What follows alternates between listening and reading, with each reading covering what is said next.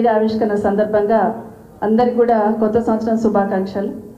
గత సంవత్సరాన్ని జరిగినవన్నీ నెమరు వేసుకుంటూ భవిష్యత్తులో పార్టీకి ఇంకా మంచి బాటలు వేసుకుంటూ ముందుకు పోదామని ఇక్కడ వచ్చిన ప్రతి ఒక్కరికి మనస్ఫూర్తిగా విజ్ఞప్తి చేస్తా ఉన్నాను. కేసీఆర్ గారి నాయకత్వంలో తెలంగాణ ఉద్యమం స్టార్ట్ అయినప్పటి నుండి కేసీఆర్ గారితో 2000లో నడవలేకపోయినా ప్రతిపక్షాలు ఆ రోజు రూలింగ్ పార్టీలో ఉండి కూడా ఉద్యమాన్ని దగ్గరగా చూసిన దాన్ని నేను. ఎందుకంటే ఒక్కొక్క అడుగులో ఒక్కొక్కరు ఏ విధంగా ఇబ్బంది పడ్డారు, ఇక్కడ ఉన్న చాలామంది చైర్మన్లు పిల్లలందరూ కూడా అప్పుడు యంగ్స్టర్స్ ఏ విధంగా ఉద్యమాలు చేసేవాళ్ళు, ప్రాణాలకు తెగించి కూడా ఏ విధంగా పరిగెత్తే వాళ్ళు అనేది ఆ రోజు నేను చూశాను. ఇక్కడ ఫోటో చూస్తూ ఉంటే కేసీఆర్ గారిది నీమ్స్లో ఇంకా చాలా ఇబ్బందిగా ఉంది. మన తెలంగాణ ఇవ్వకపోతే అసలు కేసీఆర్ గారికి చాలా డేంజర్గా ఉందన్నప్పుడు ఆ రోజు ప్రభుత్వం తరఫున నేను వెళ్ళాను నీమ్స్కి. కుటుంబ సభ్యులందరూ కూడా అక్కడ ఉన్నారు. వెళ్ళి అన్న మీరు విరమించుకోండి అని అడిగినప్పుడు ఒకటే మాట అన్నారు. ఆ కళ్ళల్లో నీళ్లు సుడులు తిరుగుతూ ఉంటే నాకు పదవులు ముఖ్యం కాదమ్మా, పార్టీ ముఖ్యం కాదమ్మా, తెలంగాణ వస్తే చాలుగా ఒక్కటి ఇన్ఫామ్ చేయండి అమ్మా పైకి అన్నారు. అదే మాట ఆ రోజు నా ముఖ్యమంత్రి గారికి వెళ్ళి చెప్పాను నేను. ఇలా ఉంది, ఇలా చెప్పారు, మనం స్పందించకపోతే ఇబ్బంది ఏర్పడుతుంది అని చెప్పాను.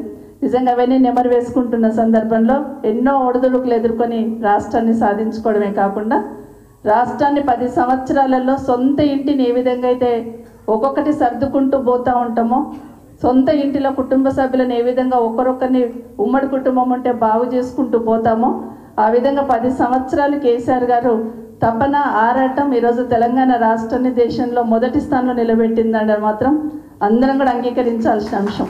ఒకటి ఆలోచిస్తూ ఉంటే ఇలా స్కీమ్స్ అని చదువుతూ ఉంటే ఒకప్పుడు బతుకమ్మ వదిలిపెట్టాలంటే చెరువులలో నీళ్ళు ఉండకుండా మనకు బకెట్లలోనో లేకపోతే ఇంకెట్లనో వదిలిపెడుతుంటే అసలు వదిలిపెట్టకుండా చెరువు గట్టును వదిలేసి వస్తుంటే, అట్లాంటిది ఒక విజన్తో చెరువులన్నీ కూడా ఎట్లా బాగు చేసుకోవాలని ఒక విజన్తో కానీ ప్రతి నీటి చుక్కను ఒడిసి పట్టుకొని వ్యవసాయానికి ఏ విధంగా అందించాలని ఆలోచన కానీ కేసీఆర్ గారు చేశారు. కాబట్టి ఈరోజు పుష్కలమైన పంటలు పండిస్తూ బాగున్న తెలంగాణని ఒక సంవత్సరం నుండి వెనకకి తిరిగి చూస్తే సంవత్సరం నుండి ఏం జరిగింది, రాష్ట్ర ప్రభుత్వం ఏం చేస్తుందని ఆలోచిస్తే ఏ మూలకు పోయినా ఏ వర్గాన్ని కదిలించినా ఎవరిని కదిలించినా కూడా కళ్ళ నుండి నీళ్లు మనసులో నుండి బాధను వెలగక్కుతున్నారు తప్పిస్తే ఈ ప్రభుత్వం బాగుంది భరోసాగా ఉన్నామని ఆలోచన మాత్రం ఒక్కరు కూడా చేయట్లేదు అనేది వాస్తవం.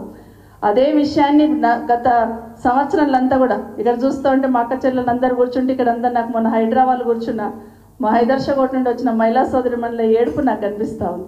నిజంగా రోజు వాళ్ళు ఇక్కడికి వచ్చి ఒకరొకరు ఏ విధంగా బాధపడ్డారనేది చూస్తున్నాం.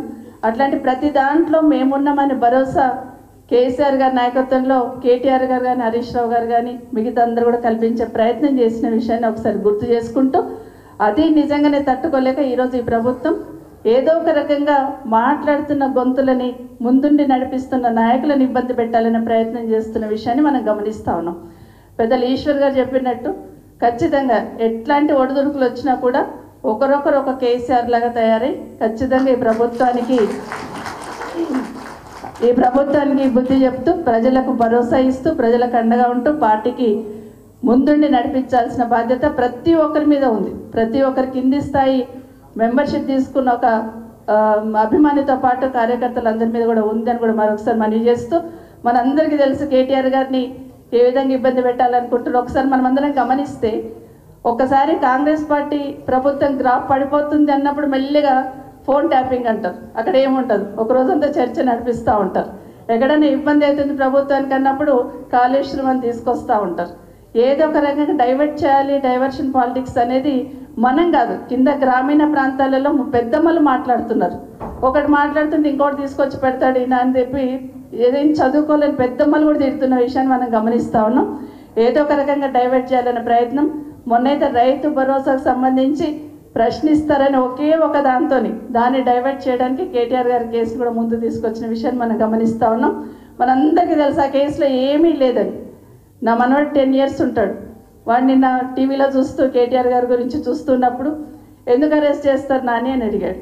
ఎందుకంటే ఇగో ఇట్లా చేస్తున్నారు, ఇట్లా మనం కార్ రేసింగ్ వచ్చిందంటే చాలా బాగా ఉండింది కదా, అది మంచిది కదా, మనకు మంచి పేరు వచ్చింది కదా, మరి వద్దంటున్నారు, తప్పైంది అంటున్నారు, కేసు పెడుతున్నారంటే వీళ్ళ బుర్ర లేదు నాని అనుకుంటే వెళ్ళిపోయింది. చిన్న మాట, ఒకటే మాట అనుకుంటే వెళ్ళిపోయింది. ఎంత మంచి పేరు వచ్చింది కదా, ఎక్కడో చూస్తాము, ఇలా బుర్ర లేదనుకుంటే వెళ్ళిపోయింది. అంటే ఒకటి మాత్రం, రాష్ట్ర ప్రతిష్ట ఏ విధంగా పెరిగింది, రాష్ట్రానికి ఏ విధంగా ఆదాయం వచ్చిందనేది ఆలోచించకుండా అసలు ఎక్కడ నష్టం జరిగిందని కూడా వాళ్ళకే తెలియదు. కానీ కేటీఆర్ గారిని ఇబ్బంది పెట్టాలి ఒకటే ప్రయత్నం చేస్తుండ్రు. ఆ విధంగా ప్రతి ఒక్కరి మానసిక స్థాయిని దెబ్బతీయాలని ప్రయత్నం చేస్తుండ్రు. కాబట్టి ఇంకా మొండిగా, ఇంకా ధైర్యంతో ముందు పోయి మన పార్టీని మళ్ళీ అధికారంలోకి తీసుకొచ్చి ఈ రాష్ట్రానికి కేసీఆర్ గారి నాయకత్వమే శ్రీరామ రక్ష అనే దిశగా ప్రయత్నం చేద్దామని తెలియజేసుకుంటూ జై తెలంగాణ.